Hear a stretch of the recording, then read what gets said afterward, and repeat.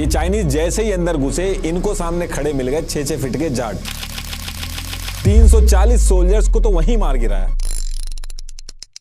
कोई भी हमारी 1 इंच जमीन पर भी आंख उठाकर नहीं देख सकता। अगर चाइना ने इंडिया की 1 इंच भी जमीन नहीं ली है, तो फिर हम लड़ाई किस बात की कर रहे हैं? नेहरू जी तो इंडिया की यूएन की परमानेंट सीट चाइना को दिया है। पेट्रोलिंग पॉइंट नंबर 5, 6, 17, 24, 51, 52 इन सब पे हमारा एक्सेस ब्लॉक कर दिया गया है। जिस चाइना का बॉर्डर तक नहीं लगता था इंडिया से, आज वो हमारे घर में घुस के बैठा है। देखिए, जब पाकिस्तान की बात होती है तो हमें एलओसी के बारे में पता है, लेकिन ये चाइना के एलएसी के केस में कंफ्यूजन क्यों खड़ी हो जाती है? एक्चुअल में एलएसी है कहां पे? चाइना का तो बॉर्डर तक नहीं लगता था इंडिया से, फिर पास्ट में ऐसी क्या चीजें हुई जिसकी वजह से चाइना हमारे सर पे आके बैठ गया? और क्या सही में नेहरू जी ने इंडिया की जो यूएन की परमानेंट सीट थी वो चाइना को दे दी थी? और जब ये कहा जाता है कि चाइना 1 इंच भी जमीन नहीं ले पाया, तो फैक्चुअली ये कितना सही है? और कुल मिलाके जो इंडिया चाइना के बॉर्डर हैं, ये हैं कहां पे? तो इस एक वीडियो में मैं आपको इस तरीके से बताऊंगा कि आपको सब कुछ पता चल जाएगा कि इन सब चीजों के पीछे एक्चुअल रीजन क्या है। तो देखिए, ईयर 625 का जो टाइम था, उस टाइम पे इंडिया के अंदर अलग अलग अंपायर्स थे, और साइड में ये यहाँ पे एक अलग से तिब्बतन अंपायर था, बहुत बड़ा था ये। अभी करंट टाइम की बात करें तो इंडिया का लद्दाख, अरुणाचल प्रदेश वाला जो एरिया है वो भी आ जाता था इसमें। अब होता क्या है कि कुछ टाइम बाद जब ईयर 1842 आता है, तो तिब्बतन अंपायर के जो राजा थे लैंगदरमा, इनकी डेथ हो जाती है। तो इनकी डेथ के बाद तिब्बतन अंपायर को संभालेगा कौन? इसको लेके लैंगदरमा के जो रिलेटिव्स थे वो आपस में लड़ने लगते हैं। काफी टाइम तक इसको लेके पूरा परिवार लड़ता है, और फिर इन सब चीजों से परेशान होके लैंगदरमा का जो एक पर पोता था, यानी कि ग्रेट ग्रैंडसन, जिसका नाम था निमागांव, वो कहता है कि मुझे इस पूरे तिब्बतन अंपायर पे राज नहीं करना है, वो आप लोग देख लो। ये जो तिब्बतन अंपायर का वेस्ट साइड वाला ये जो एरिया है, जहां पे कोई आता जाता नहीं है और किसी को इसकी पड़ी भी नहीं है, मैं यहाँ पे अपना चला जाता हूँ, इस एरिया को मैं संभालूंगा और मुझे इन सारी चीजों से कोई मतलब नहीं। अब परिवार का एक मेन दावेदार छोटे से एरिया को लेके अलग हो रहा था, तो इससे किसी को कोई भी दिक्कत नहीं हुई, और फिर निमागांव जो था वो अपने तिब्बतन अंपायर का जो वेस्टर्न एरिया था उसको ले लेता है और अलग से एक नगारी किंगडम बना के वहां पे रहने लगता है। और ये सारी चीजें मैं बता इसलिए रहा हूं क्योंकि अभी का जो इंडिया चाइना का जो वेस्टर्न एरिया जो डिस्प्यूटेड है, वो पूरा का पूरा एरिया इसी नगारी किंगडम में आता था। अब इसके कुछ टाइम बाद जब निमागांव की भी डेथ हो जाती है, तो जो उसका बड़ा बेटा था लाचेन, वो इस नगारी अंपायर को और बड़ा करता है और फिर ये मर्यूल किंगडम बना देता है उसको। द क्रॉनिकल्स ऑफ लद्दाख के हिसाब से ये जो आप पूरा एरिया देख रहे हैं, वो उस टाइम पे इसी मर्यूल किंगडम का हिस्सा बन गया था। तो ये काफी ज्यादा बड़ा हो गया था, और ईयर 1460 आते आते इसी मर्यूल किंगडम को ही लोग लद्दाख किंगडम बोलने लगे। अब इसके कुछ टाइम तक ऐसे ही चलता रहता है। फिर ये जो लद्दाख किंगडम था, जिसको निमागांव रूल कर रहे थे, निमागांव की भी डेथ हो जाती है, और उसके बाद लद्दाख किंगडम जो था उस पे नामग्याल डायनेस्टी जो थी वो रूल करने लगती है। और जब ये नामग्याल डायनेस्टी आती है, तो यहां से जो लद्दाख अंपायर था वो और बहुत तेजी से इस पूरे रीजन के अंदर अपना एरिया और इन्फ्लुएंस दोनों बढ़ा रहा था। तो होता क्या है कि इस टाइम पे जब लद्दाख का इन्फ्लुएंस बढ़ रहा था, तो बगल में ही तिब्बतन अंपायर था, उसने इसको एक थ्रेट की तरह देखा कि ये बहुत तेजी से बढ़ रहे हैं और आगे चल के हमें ही दिक्कत देंगे। तो तिब्बतन अंपायर क्या करता है कि अपने 5th दलाई लामा के अंडर लद्दाख के ऊपर अटैक कर देता है। अब तिब्बतन अंपायर जो था वो काफी स्ट्रांग था, और जब ये लड़ाई होती है तो लद्दाख जो था वो तिब्बतन अंपायर से काफी ज्यादा एरिया हार जाता है। तो लद्दाख ने उस टाइम पे इंडिया के ऊपर जो मुगल अंपायर राज कर रहा था उनसे मदद मांगी, और तब जाके लड़ाई रुकती है। और जब ये लड़ाई रुकती है तो ईयर 1684 में तिब्बत और लद्दाख के बीच में ट्रीटी साइन होती है, जिसका नाम था ट्रीटी ऑफ टिंगमॉस-गैंग। अब ये जो ट्रीटी साइन हुई थी इसमें बहुत सारी चीजें लिखी हुई थी, लेकिन इसमें जो मेन पॉइंट था वो ये था कि तिब्बत और लद्दाख के बीच में एक बॉर्डर डिसाइड किया गया था। ये पहली बार हुआ था जो इस रीजन के अंदर पेपर पे एक बॉर्डर डिसाइड किया गया था, जिससे आगे लड़ाई ना हो। ये जो ट्रीटी हुई थी ये उसके पॉइंटर्स हैं और ये उसकी कॉपी है। कभी भी आप इंडिया चाइना के बारे में पढ़ोगे तो इस ट्रीटी के बारे में आपको जरूर पढ़ने को मिलेगा, क्योंकि यहीं से इस बॉर्डर की शुरुआत हुई थी और लोग आज भी कोट करते हैं इस ट्रीटी को। अब देखिए, अभी तक मैं आपको इस टॉपिक में काफी टाइमलाइंस और इंपॉर्टेंट इवेंट्स के बारे में बता चुका हूं, लेकिन इसमें से काफी कम चीजें आपको याद रहेंगी, विच इज वेरी नॉर्मल। मेरे साथ भी ऐसा होता है, इसलिए मैं पहले तो इंपॉर्टेंट इंफॉर्मेशन के लिए स्टिकी नोट्स यूज करता था, बट मेरी इस प्रॉब्लम को सॉल्व कर दिया है क्विजलेट ने, जिसमें मैं अपने टॉपिक से रिलेटेड फ्लैश कार्ड्स बना लेता हूं ताकि इंपॉर्टेंट डेट्स एंड टाइमलाइंस मुझे याद रहें। जैसे ये फ्लैश कार्ड्स मैंने इंडो चाइना वीडियो के लिए बनाए थे। क्विजलेट स्टूडेंट्स के लिए भी काफी यूजफुल है, बिकॉज एग्जाम में उनको सब रट के जाना पड़ता है, स्पेशली इन हिस्ट्री। तो क्विजलेट के ये फ्लैश कार्ड आपको रिवीजन और लर्निंग में हेल्प करेंगे। क्विजलेट डिजिटल है, तो आप कभी भी फटाफट लेफ्ट राइट स्वाइप करके कुछ भी रिवाइज कर सकते हो। और सिर्फ यही नहीं, अगर आप अपने नोट्स क्विजलेट पे डालते हो तो एआई टेक्नोलॉजी से इसका study guide features automatically flash cards बना देता है। आप इसमें लर्न मोड के साथ एमसीक्यूज की भी प्रैक्टिस कर सकते हैं। मैंने खुद भी इसको यूज किया है और आप भी जरूर ट्राई करिए और लर्निंग को थोड़ा आसान बनाइए। Download the Quizlet app today, link is in the description. तो टॉपिक पे वापस आते हैं। तो जब ये ट्रीटी हुई थी तो उस पर्टिकुलर टाइम पे ये लद्दाख का जो एरिया था ये इतना बचा हुआ था। अब इस तरफ तिब्बत और लद्दाख में तो ये सारी चीजें चल रही थी, लेकिन बगल में चाइना का चिंग अंपायर भी था। तो अब होता क्या है कि ईयर 1720 में चाइना का जो चिंग अंपायर था उसने डायरेक्ट अटैक करने की बजाय अपनी मिलिट्री तिब्बत अंपायर के अंदर भेजी और तिब्बतन अंपायर के जो रूलर थे डजुंगर, उनको हटा के तिब्बत के ऊपर 7th दलाई लामा कलसांग जो थे उनको बैठा दिया जाता है। और यहां से चाइना का जो जिंग अंपायर था वो तिब्बत को इनडायरेक्टली कंट्रोल करने लगा था। तिब्बत को अपनी पावर के अंदर रखा और उसकी जितनी भी प्रोटेक्शन वगैरह थी वो सारी की सारी अब चाइना की जिंग अंपायर की जिम्मेदारी हो गई थी। तो कहने का मतलब ये है कि इस इंसिडेंट के बाद जो तिब्बतन अंपायर था वो पार्शियली चाइना के चिंग अंपायर के अंदर आ गया था। तो देखिए, इधर तो ये चीज हो गई थी। वहीं लद्दाख की बात करें तो लद्दाख के बगल में भी सिख अंपायर था। तो सिख अंपायर ने ईयर 1819 में जो डोगरा अंपायर था, यानी कि आज का जम्मू एंड कश्मीर जो था, उस पे हमला किया और उसको अपने अंडर में ले लिया। अंडर में ले लिया का मतलब ये था कि डोगरा अंपायर के जो रूलर थे महाराजा गुलाब सिंह, डोगरा अंपायर को रूल वही कर रहे थे, लेकिन अब डोगरा अंपायर जो था वो सिख अंपायर के अंडर आ चुका था। अब जब ये चीज हो गई तो इसके बाद डोगरा और सिख अंपायर ने लद्दाख के ऊपर भी अटैक किया और अपने अंडर में ले लिया उसको। तो देखिए, कहने का मतलब ये है कि ये जो तिब्बतन अंपायर था ये दो पार्ट में डिवाइड हुआ। तिब्बत अंपायर का जो वेस्टर्न पार्ट था वो लद्दाख बना, जो सिख डोगरा अंपायर के पास चला गया, और बाकी का जो बचा हुआ तिब्बतन अंपायर था उसको चाइना इनडायरेक्टली रूल कर रहा था। अब इसके बाद क्या होता है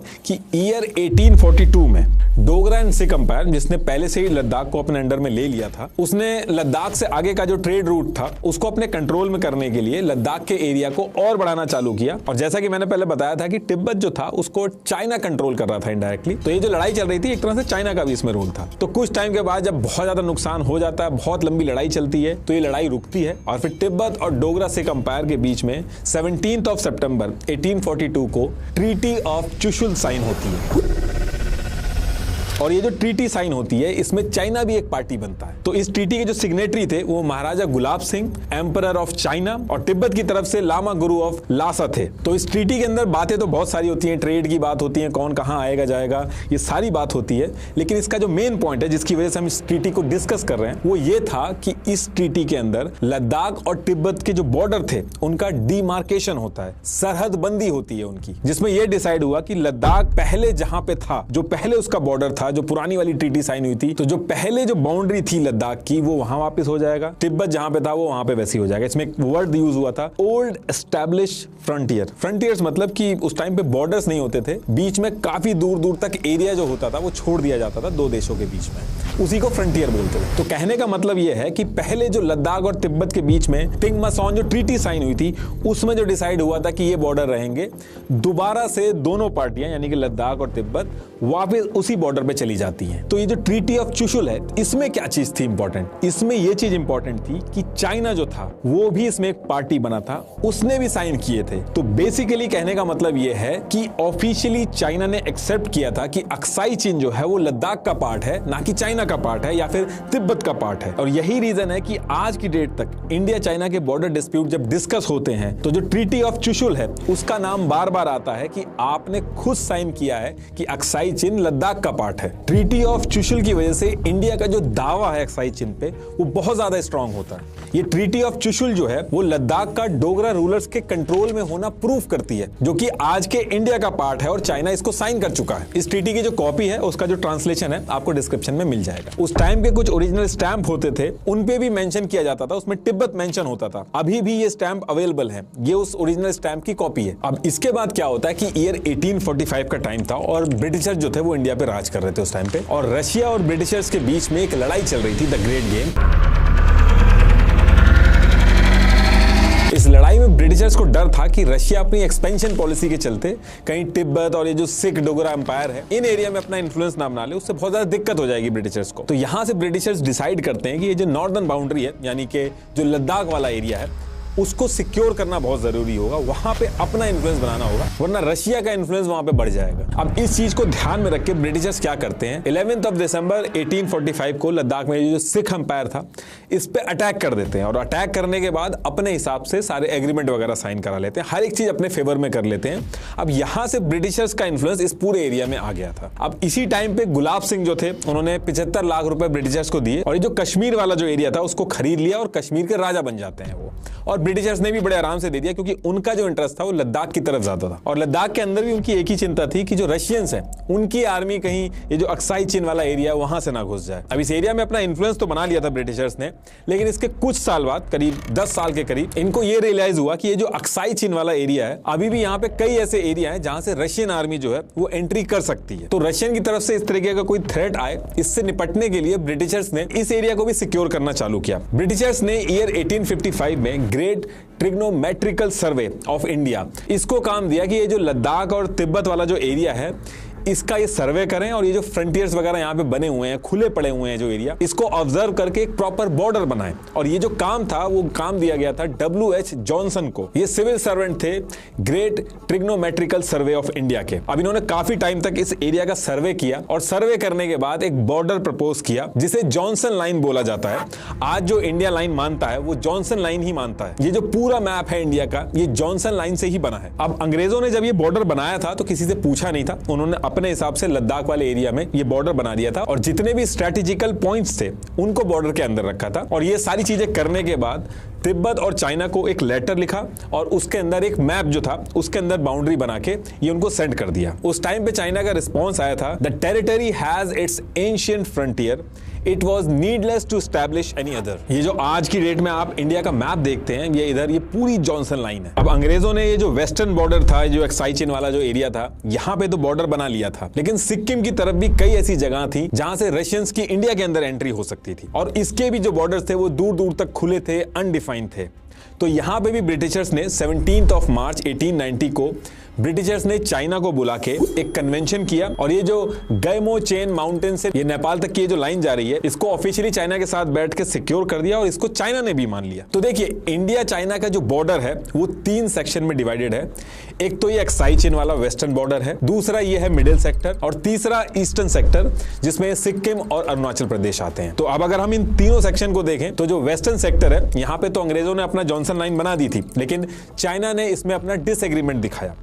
मिडिल सेक्टर जो आप ये देख रहे हैं, यहाँ पे पहाड़ बहुत ज्यादा थे, तो यहाँ नेचुरली बाउंड्री बनी हुई थी, तो यहाँ पे इतनी ज्यादा दिक्कत नहीं आई। और रही बात ईस्टर्न सेक्टर की, तो यहाँ पे सिक्किम वाला जो एरिया था उसके तो बॉर्डर इन्होंने फिक्स कर दिए थे चाइना के साथ मिलकर अंग्रेजों ने, और बाकी जो अरुणाचल प्रदेश वाला जो एरिया है वो अभी आगे बताऊंगा मैं। तो देखिए, जो ब्रिटिशर्स ने अक्साई चीन पे जॉनसन लाइन बना दी थी, इसको लेके जो चाइना था वो बिल्कुल खुश नहीं था, क्योंकि स्ट्रेटेजिकली जितने भी पॉइंट्स थे वो सारे के सारे ब्रिटिश इंडिया के अंदर थे। लेकिन ब्रिटिशर्स जो थे वो उस टाइम पे चाइना को किसी भी तरीके से नाराज नहीं करना चाहते थे, क्योंकि चाइना उस टाइम पे वीक तो था, लेकिन चाइना एक अनसेड कम्युनिकेशन में धमकी भी देता था कि वो रशिया के साथ मिल जाएगा। तो ब्रिटिशर्स ऐसा भी नहीं करना चाहते थे कि चाइना जो है वो रशियंस के साथ जाके मिल जाए। तो इस चीज से निपटने के लिए ब्रिटिशर्स जो थे वो एक और स्ट्रेटेजी बनाते हैं।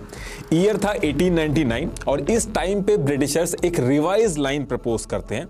ये जो वेस्टर्न बॉर्डर था, जो अक्साई चीन वाला एरिया था, इसमें स्ट्रेटेजिकल जितने भी पॉइंट्स थे उनको अपने पास रखते हैं, बाकी काफी सारा अक्साई चीन का जो एरिया था वो चाइना को दे देते हैं। तो कहने का मतलब यह है कि जॉनसन लाइन को रिवाइज करके एक और लाइन मैककार्टनी मैकडॉनल्ड लाइन ये प्रपोज करते हैं। तो ये जॉनसन लाइन थी, और ये जो ग्रीन वाली लाइन है ये यहां से यहां तक ये है मैककार्टनी मैकडॉनल्ड लाइन। ये जो मैककार्टनी मैकडॉनल्ड लाइन थी, इसमें काफी एरिया अक्साई चीन का जो है वो चाइना को प्रपोज करके दे दिया गया था। और आज की डेट में भी जो LAC है वो इसी मैककार्टनी मैकडॉनल्ड लाइन के आसपास ही है। आसपास मैं इसलिए कह रहा हूं कि इससे थोड़ी सी आगे है, और वो आगे क्यों है अभी आगे बताऊंगा। तो जब ब्रिटिशर्स ने ये मैककार्टी मैकडॉनल्ड लाइन प्रपोज की, तो इसको लेके भी चाइना ने कोई रिस्पॉन्स नहीं दिया। और ईयर 1908 से पहले जितने भी ईयर थे, या जब भी ऑफिशियल ब्रिटिश इंडिया का मैप आया, तो कई जगह पे मैककार्टी मैकडॉनल्ड लाइन यूज की गई, लेकिन उसके बाद नहीं की गई। एक्चुअली होता क्या है कि ब्रिटिशर्स जो थे उन्होंने लाइन बना तो दी थी, लेकिन चाइना जो था उसका इन्फ्लुएंस तिब्बत में था, और चाइना जो था वो मान नहीं रहा था, कुछ ना कुछ प्रॉब्लम क्रिएट कर रहा था।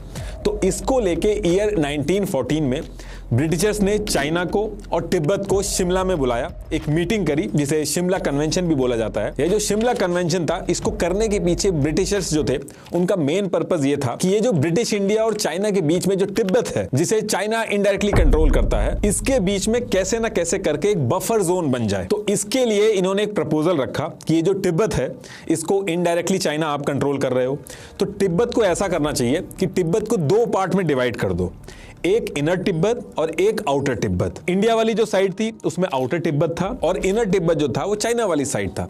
तो ब्रिटिशर्स ने क्या किया, ये जो इनर तिब्बत था, जो चाइना वाली साइड था, ये पूरा का पूरा चाइना को दे दिया और ये जो आउटर तिब्बत था इसको दलाई लामा के अंडर में देके एक बफर जोन की तरह क्रिएट कर दिया, क्योंकि ब्रिटिशर्स को तिब्बत से इतना डर नहीं था। और ये जो अरुणाचल प्रदेश का एरिया था उसमें मनमोहन लाइन इंट्रोड्यूस की गई कि ये अरुणाचल प्रदेश का बॉर्डर होगा तिब्बत के साथ। ये है वो लाइन, और ये चीज करके ब्रिटिशर्स जो चाहते थे वो हुआ।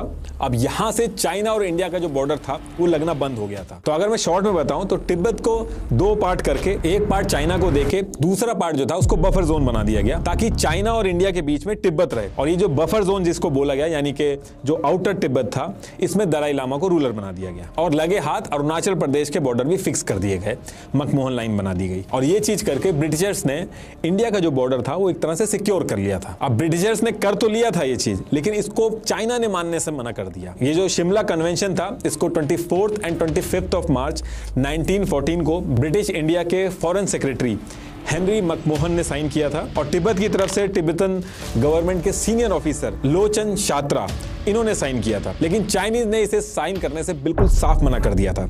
चाइना ने कहा कि ये कोई बफर जोन नहीं होगा, पूरा तिब्बत हमारा है, हम आधा नहीं लेंगे। और इधर से अंग्रेजों का कहना था कि जो तिब्बत की बाउंड्री है उसका फैसला तिब्बत करेगा, चाइना नहीं करेगा। और तिब्बत ने साइन कर दिया तो ये एग्रीमेंट वैलिड है, फिर चाहे चाइना इसको साइन करे या ना करे। और जब ये चीज हो जाती है तो चाहे कोई ऑफिशियल डॉक्यूमेंट हो, नेशनल और इंटरनेशनल फोरम पे ऑफिशियल मैप दिखाना हो, हर जगह पे ब्रिटिश इंडिया के अंदर ही अक्साई चीन को दिखाया जाता है। यहां तक कि चाइना भी अक्साई चीन को अपने ऑफिशियल मैप में नहीं दिखाता था। हिस्टोरियन रामचंद्र गुहा की एक बुक है, इंडिया आफ्टर गांधी, उसके अंदर भी ये चीज मेंशन है कि चाइना ने अपने ऑफिशियल मैप तक में अक्साई चीन को नहीं दिखाया था। तो देखिए अब इसके बाद काफी टाइम तक ऐसे चलता रहता है और फिर इसके बाद ईयर आता है 1947 और हमारा देश आजाद होता है। He declared that he would try for an honorable settlement before commencing the actual struggle.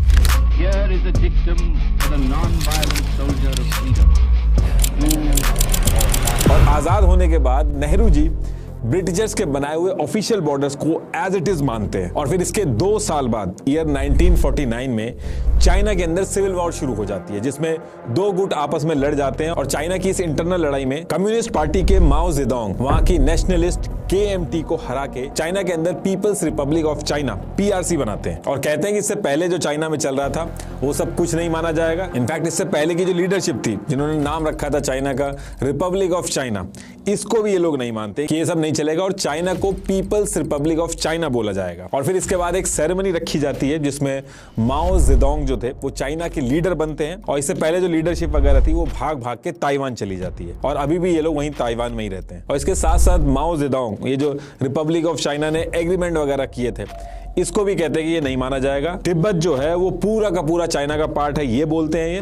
और फिर 1 साल बाद ईयर 1950 में ये जो आउटर तिब्बत था इस पे माओ जेडोंग अटैक कर देते हैं। जो ब्रिटिशर्स बफर जोन बना के गए थे इस पे अटैक करके इसको अपने अंडर में ले लेते हैं। और जो तिब्बत के दलाई लामा थे, इसके कुछ टाइम बाद वो इंडिया भाग के आ जाते हैं, इंडिया में शरण मिल जाती है उनको और हिमाचल प्रदेश के धर्मशाला में वो रहते हैं, अभी भी वहीं पे रहते हैं। अब ये जो इंसिडेंट हुआ था जिसमें ये आउटर तिब्बत वाला पार्ट जो था, जो माओ ने मार काट मचा के अपने अंडर में ले लिया था, ये इंडिया के लिए बहुत बड़ा थ्रेट था। इसमें इंडिया ने तिब्बत की मदद करने तो बहुत दूर की बात, वर्बली भी अपोज नहीं किया। इनफैक्ट जब ये लड़ाई चल रही थी, यानी कि चाइना जब तिब्बत के ऊपर हमला कर रहा था, तो इंडिया ने चावल भी सप्लाई किए थे पीपल्स रिपब्लिक ऑफ चाइना को और यही चावल आगे चल के भारी पड़ते हैं। और जब ये सारी चीजें हुई तो एक डिस्कशन स्टार्ट हो गया कि रियल चाइना है कौन, ये ताइवान वाला चाइना रियल है या फिर ये पीपल्स रिपब्लिक ऑफ चाइना जो है ये रियल चाइना है। और जो यूएन के अंदर परमानेंट सिक्योरिटी काउंसिल की जो मेंबरशिप थी वो तो पुरानी leadership Republic of China ROC के पास थी, तो वो तो बची नहीं थी, वो सब तो ताइवान चले गए थे। तो इस मेंबरशिप का क्या किया जाए, वो ये जो नई People's Republic of China PRC बनी है इसको दे दो। और ये जो अनऑफिशियल चीज है, 2 अगस्त 1955 को जवाहरलाल नेहरू जी ने चीफ मिनिस्टर को लेटर लिखा था, ये उसकी कॉपी एक बार आप पॉज करके पढ़ लेना। तो ये आउट हो गया था, तो इसी की वजह से लोग कहने लगे कि नेहरू जी ने यूएन की जो परमानेंट सिक्योरिटी काउंसिल की सीट है वो चाइना को दे दी। अब इसके 2 साल बाद चाइना के माओ जेडोंग ने अपने रंग दिखाना स्टार्ट किए। इंडिया के साथ तो बहुत अच्छी बातें की। नेहरू जी को कभी लगा ही नहीं कि चाइना इंडिया के ऊपर कभी सपने में भी अटैक कर सकता है। हिंदी चीनी भाई भाई वाला कॉन्सेप्ट चल रहा था। अब इस टाइम पे एक तरफ तो चाइना जो था वो मीठी मीठी बातें कर रहा था, वहीं दूसरी तरफ ऐसे भी स्टेटमेंट दे रहा था कि तिब्बत चाइना का हाथ है और लद्दाख, नेपाल, सिक्किम, भूटान और अरुणाचल प्रदेश जो है वो उसकी उंगलियां हैं। लेकिन इन सब स्टेटमेंट्स के बाद भी इंडिया जो था वो चाइना की इंटेंशन समझ नहीं पाया। और फिर इसके कुछ टाइम बाद ही चाइना क्या करता है, चाइना अक्साई चीन में बिना किसी को कुछ बताए या डिस्कस किए हाईवे नंबर G219 बनवाना शुरू कर देता है। इंडिया को इसके बारे में कुछ पता ही नहीं चलता है, लेकिन आईबी चीफ बीएन मुलिक ने कहा कि इंडिया को सब पता था, लेकिन जानबूझ के वो चुप रहा उसकी सिचुएशन की वजह से। लेकिन जब ये रोड बनाई गई अक्साई चीन के अंदर, तो इंडिया के फॉरेन सेक्रेटरी सुबिमल दत्त ने तुरंत नेहरू जी को लेटर लिखा, जिसमें लिखा था उन्होंने और क्लियर बताया था कि ये जो चाइनीज हैं ये G219 हाईवे बना रहे हैं जो इंडिया के अक्साई चीन से होके गुजर रहा है और 180 किलोमीटर की रोड है ये टोटल। तो उस टाइम पे तो चाइना इसको एक कंफ्यूजन की तरह दिखा रहा था, लेकिन एक्चुअल में चाइना इंडिया के ऊपर अटैक की तैयारी कर रहा था। और इस रोड को इसलिए बना रहा था ताकि जब वॉर जैसी सिचुएशन हो तो मिलिट्री और लॉजिस्टिक वगैरह जो है वो पहुंच सके। तो शुरू में तो इंडिया ने इग्नोर किया, लेकिन जब ये रोड वाला इंसिडेंट हुआ तो इंडिया को समझ में आ गया। इंडिया ने सबसे पहला काम ये किया कि एक ऑफिशियल मैप रिलीज किया और अक्साई चीन का जो पूरा का पूरा एरिया था वो इंडिया के अंदर दिखाया उसमें, और अक्साई चीन के कई इलाकों में आर्मी की पोस्टिंग वगैरह भी कर दी। और जब ये मैप रिलीज किया इंडिया ने, तब जाके पहली बार चाइना ने बोला कि ये सही चीज नहीं है। चाइना के प्रीमियर जोउ इन लाई ने 16 लैंड पॉइंट्स भेजे कि ये जो एरिया है यहां तक सब चाइना का पार्ट है। अभी करंटली भी जो एलएसी बनी है वो इन्हीं लैंड पॉइंट्स के पास ही बनी है। अक्साई चीन के मैटर को लेके इंडिया और चाइना के बीच में बहुत सारे नोट्स एक्सचेंज हुए, बहुत सारे डिस्कशन हुए, लेटर एक्सचेंज हुए, लेकिन ये सारी चीजें चाइना जो था वो टाइम बाय करने के लिए कर रहा था। और फिर जब डेट आती है 28 अक्टूबर 1962, इस डेट को चाइना जो था वो इंडिया के वेस्ट और ईस्ट दोनों बॉर्डर पे अटैक कर देता है। High in the Himalayas, these Indian and Chinese soldiers are clashing on either side of a makeshift border, and neighbours actually go to war. The answer to that could be found in what happened. ये बिल्कुल unexpected था India के लिए। कई महीनों तक ये लड़ाई चलती है। चाइना जो था वो अरुणाचल प्रदेश और अक्साई चीन दोनों तरफ घुस जाता है। ये इतना अंदर तक घुस गया था अक्साई चीन और अरुणाचल प्रदेश के अंदर। चाइना का प्लान ये था कि वो अरुणाचल प्रदेश को नेगोशिएशन के लिए यूज करेगा और अक्साई चीन के बदले अरुणाचल प्रदेश को इंडिया को वापस कर देगा। काफी दिन तक जब लड़ाई चलती है और चाइना जहां तक उसने सोचा था जब वहां तक पहुंच जाता है, मतलब कि वेस्टर्न सेक्टर के अक्साई चीन में ये यहां तक और अरुणाचल प्रदेश में ये यहां तक, और जब यहां अंदर तक घुस जाता है, इसके बाद 21 नवंबर 1962 को लड़ाई रुकती है और चाइना अरुणाचल प्रदेश से जो मैकमोहन लाइन थी उससे तो अपनी आर्मी को पीछे कर लेता है, लेकिन अक्साई चीन पे पीछे बिल्कुल भी नहीं हटता है। और जो 16 लैंड पॉइंट जो चाइनीज मिनिस्टर जोउआ ने भेजे थे लगभग वहीं पे पहुंच के रुक जाता है। अब देखिए जो अक्साई चीन है ये कोई प्लेन एरिया नहीं है, बहुत ही कॉम्प्लिकेटेड एरिया है, बहुत कॉम्प्लिकेटेड पहाड़ भी है यहाँ पे। ऐसे एलएसी कोई स्ट्रेट लाइन नहीं है कि एक तरफ चाइना खड़ी है दूसरी तरफ इंडिया पड़ा है। ये जो एलएसी की बाउंड्रीज हैं ये कई लैंड पॉइंट से जुड़ के बनती हैं और यहाँ पे जो वेदर है वो भी बहुत एक्सट्रीम रहता है। इंडिया जो है वो अपने अलग लैंड पॉइंट्स क्लेम करता है और चाइना जो है वो अपने अलग मानता है। तो एक बहुत ही अनडिफाइंड और जिगजैग एरिया बन जाता है जहां पे 1962 में दोनों देशों की आर्मी रुकी थी और इसी को LAC line of actual control बोला जाता है। मतलब कि इंडिया ने कहा अक्साई चीन हमारा है, बॉर्डर हम जॉनसन लाइन जो है उसी को मानते हैं, लेकिन फिलहाल के लिए हमारा कंट्रोल वहां तक नहीं है। तो जो एरिया जहां ये रुके हुए हैं, जहां एक्चुअल हमारा कंट्रोल है, इसको हम एलएसी बोल रहे हैं। लेकिन इसका मतलब ये नहीं है कि इंडिया ने इसी एलएसी को बॉर्डर मान लिया। इंडिया जो है वो बॉर्डर जॉनसन लाइन ही मानता है। और जैसे मैंने अभी पहले भी बताया था कि एलएसी जो है वो बहुत ही कॉम्प्लिकेटेड एरिया है। तो इंडिया के हिसाब से अलग एलएसी है और चाइना के हिसाब से अलग एलएसी है। एलएसी जो इंडिया मानता है वो लगभग ये जो ब्लू लाइन है ये है, और चाइना जो है वो ये रेड वाली लाइन जो है इसको एलएसी बोलता है। तो ये दोनों देश जो एलएसी मानते हैं इसके बीच जो एरिया है ये एक बफर जोन की तरह बन गया है। यहाँ पे दोनों देशों की जो आर्मी है वो अलग अलग पॉइंट्स पे बैठ जाती है, पेट्रोलिंग करती है। यहाँ कोई पोस्ट नहीं बना रखी है, कोई मिलिट्री पोस्ट नहीं है, यहाँ पे बस पेट्रोलिंग होती है और कभी कभी झंडे वगैरह दिखाए जाते हैं। और मेनली जो लड़ाई भी होती है वो इसी बफर जोन के अंदर ही होती है, क्योंकि चाइना जो है वो इस बफर जोन को भी अपने अंडर में लेना चाहता है। जो एलओसी चाइना खुद कहता है वो उसी को लेने के चक्कर में है। ये जो गलवान वाली लड़ाई हुई थी वो भी इसी बफर जोन के अंदर ही हुई थी। अब ये जो 1962 की वॉर हुई थी इसके बाद इंडिया को चाइना की असलियत तो बहुत अच्छी तरीके से पता चल गई थी।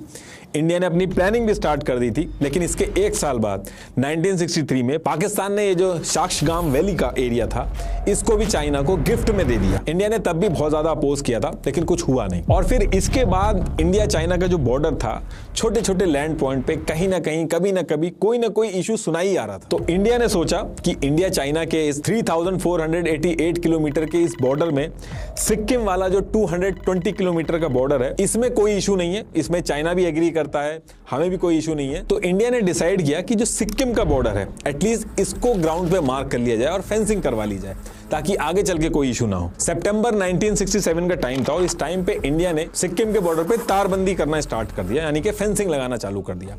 अब ये देख के चाइना जो था उसको बहुत ज्यादा बुरा लगा। चाइना ने भी सेम टाइम पे सेम एरिया के पास में फेंसिंग करना स्टार्ट कर दिया। अब वैसे तो जो सिक्किम का एरिया है उसके जो पहाड़ हैं वो बॉर्डर की तरह ही हैं, वो सिक्योर करके रखते हैं उस बॉर्डर को, लेकिन कुछ पासेस हैं उन पहाड़ों के बीच में जहां से चाइना की एंट्री हो सकती है, जैसे नाथुला, जिलीपला, चोलाला, ये सारे पासेस जो हैं ये सिक्योर कर रहा था इंडिया। तो ये सारी चीजें देख के चाइना ने भी नाथुला के नॉर्थ में फेंसिंग करना स्टार्ट कर दिया और ये देख के इंडिया ने भी सिक्किम के साउथ में फेंसिंग करना स्टार्ट कर दिया। और जब बात बहुत ज्यादा बढ़ जाती है तो 11 सितंबर 1967 वाले दिन धोखे से चाइना के सोल्जर आए और उन्होंने इंडियन सोल्जर्स पे फायरिंग स्टार्ट कर दी, जिसमें से 88 इंडियन सोल्जर्स जो थे वो शहीद हो गए।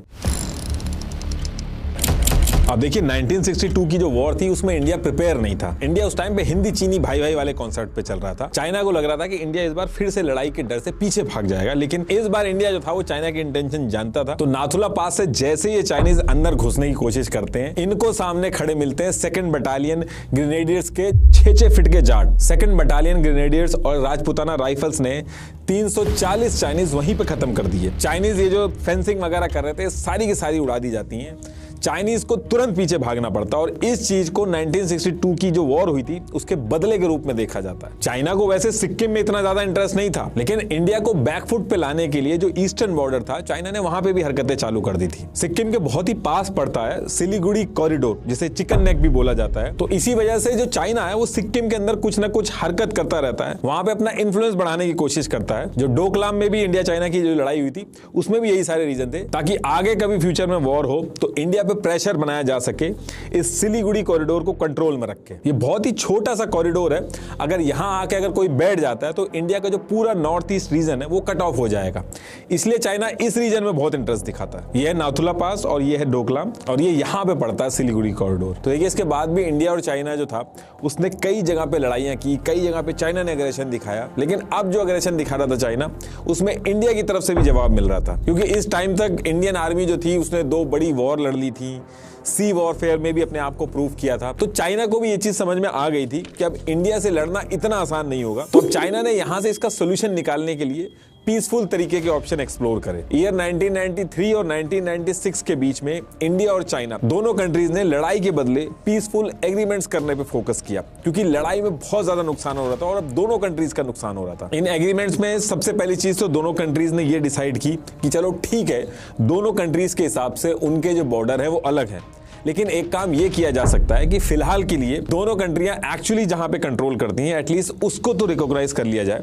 तो इसकी वजह से दोनों कंट्रीज ने म्यूचुअल डिस्कशन के बाद LAC को, जो कि अक्साई चीन में थी, उसको बढ़ा के अरुणाचल प्रदेश तक कर दिया गया कि फिलहाल के लिए ये लाइन ऑफ एक्चुअल कंट्रोल है और अब जितनी भी चीजें होंगी उसको हम पीसफुली रिजॉल्व करेंगे। तो जो मिडिल सेक्टर था, ईस्टर्न सेक्टर था, वहां तक तो LAC दोनों कंट्रीज ने रिकॉग्नाइज कर लिया था, लेकिन जो वेस्टर्न सेक्टर था, जो अक्साई चीन वाला था, वहां अभी भी इंडिया और चाइना जो थे उनकी जो LAC थी, जो परसेप्शन था जो LAC का, वो अलग अलग था। लेकिन उसके बाद भी दोनों कंट्रीज ने पीसफुली बैठ के बात करी और बातचीत से ही इसका हल निकालने की कोशिश की। दूसरी चीज दोनों कंट्रीज ने इन एग्रीमेंट्स में ये की, ये डिसाइड हुआ कि दोनों कंट्रीज में से किसी की भी जो आर्मी होगी वो LAC पे कुछ भी हो जाए, बम्बार्डमेंट या फायरिंग नहीं करेगी, यहां तक कि किसी भी तरीके के हथियार जमा नहीं करेगी और कोई भी चीज ऐसी नहीं करेगी जिससे लड़ाई जैसी सिचुएशन हो। यही रीजन है कि आज की डेट में भी आप अगर कोई कंफ्लिक्ट देखते होगे इंडिया और चाइना का, तो उसमें हमेशा लाठी, डंडे, लोहे के जो स्पाइक्स वाले जो रॉड होती हैं, ये सब चीजों से लड़ाई होती हुई मिलेगी, लेकिन बंदूकें कोई नहीं चलाता। तो उसके पीछे यही एग्रीमेंट है। और गलवान का भी केस आप देखोगे तो उस समय भी हाथों से और डंडों से लड़ाई हुई थी, गोलियां वहां भी नहीं चली थी। तो देखिए, जब दोनों कंट्रीज के बीच में ये एग्रीमेंट वगैरह हुए तो काफी सालों तक LAC पे पीस रही, लेकिन इसके बाद चाइना ने नई स्ट्रेटेजी शुरू कर दी। देखिए, जब दो देशों में वॉर होती है तो उसमें जिस कंट्री का इंफ्रास्ट्रक्चर यानी कि roads, bridges, air strips, railway line ये अच्छा होता है, उस एरिया में उसको बहुत ज्यादा बड़ा एडवांटेज होता है। हथियार बहुत जल्दी पहुंच जाते हैं, फूड वगैरह हर एक चीज बहुत जल्दी पहुंच जाती है। जितनी देर में उनके 100 सोल्जर्स पहुंचते हैं उतनी देर में 1000 सोल्जर्स पहुंच जाते हैं इधर से।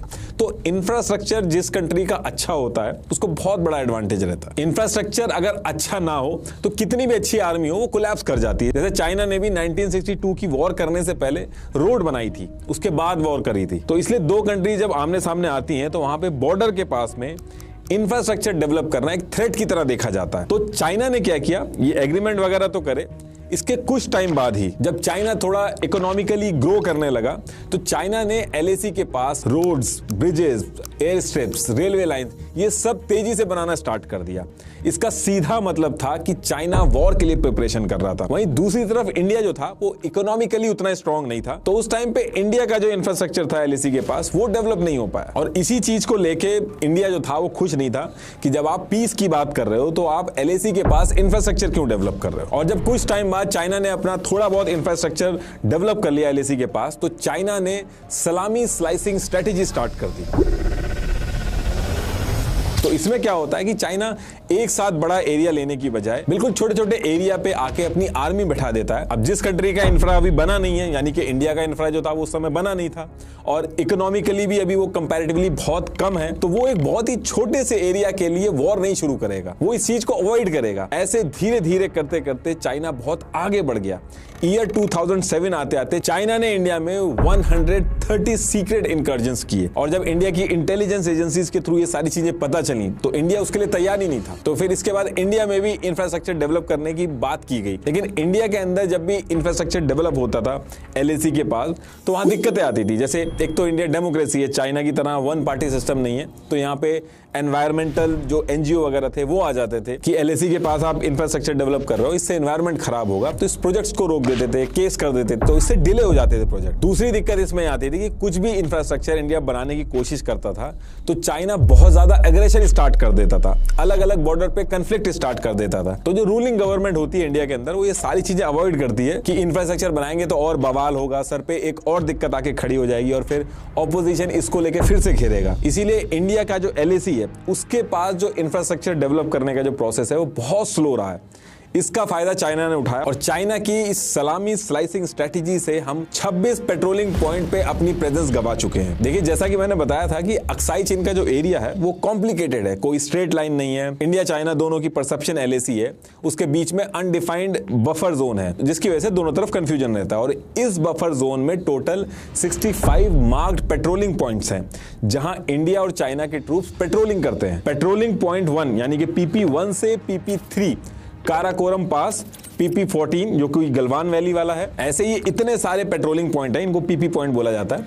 एक बार आप पॉज करके देख लेना। इन 65 पेट्रोलिंग पॉइंट में से 26 पेट्रोलिंग पॉइंट चाइना ने धोखे से इंडिया का कंट्रोल जो है वहां से हटवा दिया। जहां पहले इंडियन आर्मी आराम से पेट्रोलिंग करती थी, जैसे पेट्रोलिंग पॉइंट नंबर 5 से लेके 17 तक, 24 से लेके 32 तक, 37, 51, 52, 62, यहां पे हमारा एक्सेस चाइना ने धीरे धीरे करके हटा दिया। चाइना वही सेम चीज करता है, सारे पेट्रोलिंग पॉइंट पे एक साथ वहां पे कब्जा नहीं करेगा, एक पेट्रोलिंग पॉइंट पे आके बैठ जाएगा, कई दिनों तक इस चीज पे बहस होगी, फिर डिप्लोमेटिक मीटिंग होगी और फिर बाद में यही डिसाइड होता है कि इस एरिया को बफर जोन बना दो। तो इंडिया जहां पे पहले आराम से जा सकता था वो अब उस एरिया में नहीं जा सकता, और ये चीज कई दशकों से चाइना करे जा रहा है। अब अगर आप इसको ध्यान से देखोगे तो धीरे धीरे करके इंडिया के हाथ से लैंड तो जा ही रहा है ना, लेकिन कोई भी टीवी डिबेट जो होती है वो इस चीज पे नहीं होती। कोई पॉलिटिकल पार्टी भी होती है तो इसको लेके ज्यादा नहीं बोलती, क्योंकि जब वो खुद गवर्नमेंट में थी तो उसके टाइम पे भी यही सब चला था। तो गवर्नमेंट कोई भी हो, ये सब बातें लोगों तक पहुंचने ही नहीं देती है। इंडिया ने बहुत बार कोशिश की चाइना के साथ कि एक ऑफिशियल मैप पेपर पे ड्रॉ करके एटलीस्ट हम लोग बॉर्डर जो है अपना वो फिक्स कर लें, लेकिन चाइना कभी ये चीज होने नहीं देता, क्योंकि जितना बॉर्डर अनडिफाइंड रहता है उससे उसकी जो सलामी स्लाइसिंग स्ट्रेटेजी है उसको फायदा मिलता है, इसलिए वो कभी बॉर्डर ही नहीं फिक्स करता। और इस लूप होल का फायदा उठा के चाइना ने अपने अकॉर्डिंग LAC की जो ग्राउंड पोजीशन है उसको धीरे धीरे करके साल दर साल बिल्कुल चेंज कर दिया है। इसके साथ साथ चाइना ने एक और चीज करना स्टार्ट की है।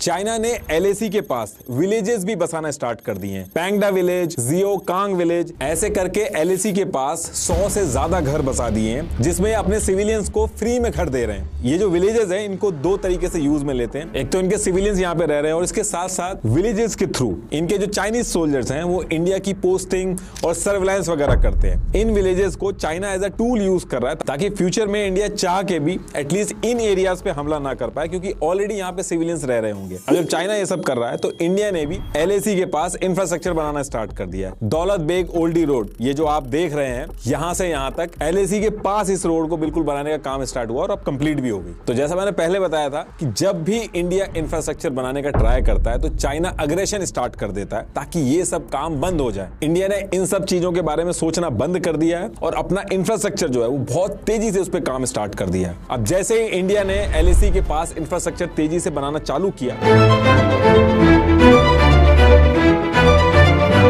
स्पेशली जब ये दौलत बेग ओल्डी रोड फंक्शनल हुई तो चाइना ने अग्रेशन स्टार्ट किया। चाइना ने क्या किया, ये इंडिया वाला LAC है, ये चाइना वाला LAC है और ये है पैंगोंग सो रिवर। ये यहाँ पे पहाड़ों की चोटियां हैं जिन्हें फिंगर्स बोला जाता है। टोटल 8 फिंगर्स हैं। इंडियन सोल्जर्स आराम से ये यहाँ फिंगर 8 तक पेट्रोलिंग करते थे। मैं इसलिए बोल रहा हूँ क्योंकि अब नहीं कर पा रहे हैं और क्यों बंद हो गया वो भी अभी बताता हूँ। तो 5 मई 2020 को क्या होता है, इंडियन सोल्जर जैसे पहले पेट्रोलिंग करते थे वही कर रहे थे और जैसे इंडियन सोल्जर्स फिंगर 4 पे पहुंचते हैं तो वहां चाइनीज सोल्जर्स ने अपनी परमानेंट पोस्टिंग बना रखी थी और इंडियन सोल्जर्स को पेट्रोलिंग करने से वहीं पे ब्लॉक कर दिया। अब यहाँ पे एग्रीमेंट के हिसाब से तो बिल्कुल गलत था, ऐसा नहीं करना चाहिए था चाइना को, लेकिन उसने किया। अब जब चाइना ने ऐसा किया तो उसी जगह पे इंडिया और चाइना के जो सोल्जर्स थे उनके बीच में हाथों से, पत्थरों से, डंडों से लड़ाई होना चालू हो जाती है। एग्रीमेंट के हिसाब से फायरिंग तो हो नहीं सकती थी, लेकिन फिर भी दोनों तरफ के जो सोल्जर्स थे वो बहुत ज्यादा घायल हो गए। अब जैसे ये इंसिडेंट हुआ दोनों देशों के बीच में टेंशन बढ़ जाती है और अब जब इंडिया और चाइना के जो सोल्जर्स थे वो ये यहाँ पे जो Galwan valley, hot springs, Depsang plains जैसे रीजन जो है यहाँ पे भी भिड़ने लगते हैं इंडिया और चाइना के सोल्जर्स। और जब सिचुएशन बहुत ज्यादा खराब होने लगती है तो हर बार की तरह इससे निपटने के लिए दोनों देशों की मेजर जनरल लेवल टॉक शुरू हो जाती हैं, जिसमें कुछ फाइनल नहीं हो पाता है। तो कुछ दिन बाद यानी कि 6 जून को फिर से high level corps commander meeting होती है। इंडिया ने चाइना को कहा कि अपने जो आर्मी है उसको आप पीछे हटा लीजिए और ये जो इंफ्रास्ट्रक्चर है इसको सब बंद कर दीजिए। चाइनीज कमांडर ने मीटिंग में तो हाँ कर दी थी कि हम पीछे हट जाएंगे, कंस्ट्रक्शन नहीं करेंगे, लेकिन उसने झूठ बोला था। अब यहाँ पे सबको लगा कि बात निपट गई है, लेकिन होता क्या है कि 14 जून को इंडियन सोल्जर सारे एरिया में जा जाके देख रहे थे कि चाइनीज हटे हैं या फिर ना हटे, और अलग अलग जगह पे पेट्रोलिंग हो रही थी। तो ऐसे ही नेक्स्ट डे 15 जून 2020 की रात में कर्नल संतोष बाबू अपने सोल्जर्स के साथ गलवान वाले एरिया में देखने गए कि वहां पे चाइनीज सोल्जर जो हैं वो हटे हैं कि नहीं हटे हैं। तो जब संतोष बाबू और उनकी टीम वहां पहुंची तो चाइनीज सोल्जर्स वहां से पीछे नहीं हटे थे, उन्होंने अपना इंफ्रास्ट्रक्चर जो था वो भी नहीं हटाया था और चाइनीज पहले से ही इस बार प्रिपरेशन करके बैठे थे। इन्होंने पहले से ही जो वहां की रिवर का पानी था उसको रोक के रखा था, आयरन रॉड्स पे स्पाइक लगा के रेडी कर रखे थे और जैसे ही इंडियन सोल्जर्स वहां पे उनको पीछे हटने को कहा, चाइनीज सोल्जर्स ने इंडियन सोल्जर्स के ऊपर अटैक कर दिया। रिवर का जो पानी था वो अचानक से खोल दिया। इसकी वजह से 20 इंडियन सोल्जर्स शहीद हो गए। तुरंत और भी इंडियन सोल्जर्स पहुंचे वहां पे, उन्होंने 40 चाइनीज सोल्जर्स जो थे उनको वहीं पे मार दिया। आंकड़ा इससे ज्यादा भी बताया जाता है, लेकिन कई सारे आर्टिकल्स पे यही 40 लिखा है तो मैं 40 ही लेता हूं। चाइना सोच रहा था कि पहले की तरह नेगोशिएशन होगा, लेकिन ये जो 40 चाइनीज सोल्जर्स मारे गए चाइना ने बिल्कुल भी एक्सपेक्ट नहीं किया था। और ऐसा नहीं था कि ये ऐसे अचानक से लड़ाई शुरू हो गई थी। चाइना लोग कई दिनों से प्रिपरेशन कर रहे थे, पूरे एरिया पे कंस्ट्रक्शन कर रहे थे और पोस्ट बना रहे थे पूरे एरिया में। जो सैटेलाइट इमेजेस भी थी उनमें भी ये सारी चीजें आई। ये देखिए लेफ्ट में 9 जून 2020 की सैटेलाइट इमेजेस हैं और राइट साइड में 16 जून 2020 की सैटेलाइट इमेजेस हैं। कितनी ज्यादा पोस्ट बनाई है चाइना ने कितने कम टाइम के अंदर। और इस लड़ाई के बाद भी जिन एरिया पे हमारा कंट्रोल था, मतलब कि हम पेट्रोलिंग वगैरह कर सकते थे, वहां पे भी जो हमारा मूवमेंट है वो रिस्ट्रिक्ट हो गया। आज की डेट में इंडियन सोल्जर्स जो हैं वो फिंगर 4 से आगे नहीं जा पा रहे हैं, जो कि पहले फिंगर 8 तक जा सकते थे। तो एक तरह से देखा जाए तो ये इंडिया के हाथ से लैंड ही तो गई। तो ये जो कहा जा रहा है कि 1 इंच भी जमीन नहीं ली गई है, तो ये बात गलत है। और ऐसा मैं क्यों कह रहा हूं वो भी बताता हूं। 31 अगस्त 2020 को द हिंदू ने रिपोर्ट पब्लिश की, जिसमें एक इंडियन गवर्नमेंट ऑफिशियल, उसने अपना नाम डिस्क्लोज करने से मना कर दिया। उसने सारी डिटेल्स बताई। उसने कहा कि चाइना के कंट्रोल में इंडिया की 1000 स्क्वायर किलोमीटर की टेरिटरी आ गई है इस इंसिडेंट के बाद, जिसमें से 900 स्क्वायर किलोमीटर डेप्सांग एरिया में, 20 स्क्वायर किलोमीटर गलवान वैली में, 12 स्क्वायर किलोमीटर हॉट स्प्रिंग में, 65 स्क्वायर किलोमीटर पैंगोंग सो में और 20 किलोमीटर चुशुल में। इंडियन एनालिस्ट मनोज जोशी ने भी अपना एस्टिमेट दिया है, चाइना ने करीब 2000 स्क्वायर किलोमीटर का एरिया जो है वो कब्जा कर लिया है। और इसके लिए जब डेप्सांग, कुगरेंज रिवर वैली, गलवान, पैंगोंग सो, इन सब की जब मैक्सर टेक्नोलॉजी से और प्लैनेट लैब से सैटेलाइट इमेजेस निकाली गई, तो ये जो इंडिया का एरिया है, यहाँ पे चाइनीज कैंप सेटअप अभी भी हो रखे हैं। तो ये जो कहा जा रहा है कि हमारी जमीन नहीं गई है, ये चीज गलत है। लेकिन हाँ, कुछ एक्सपर्ट्स ने ये कहा है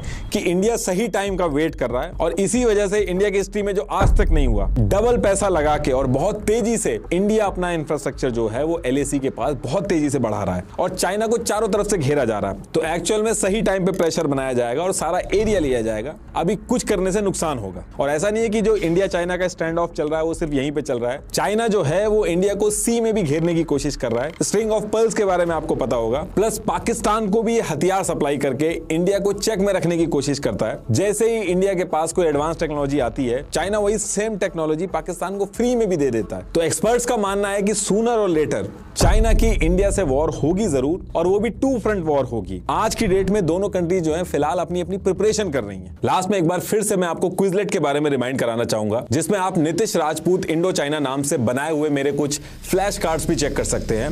link will be in the description. Thank you.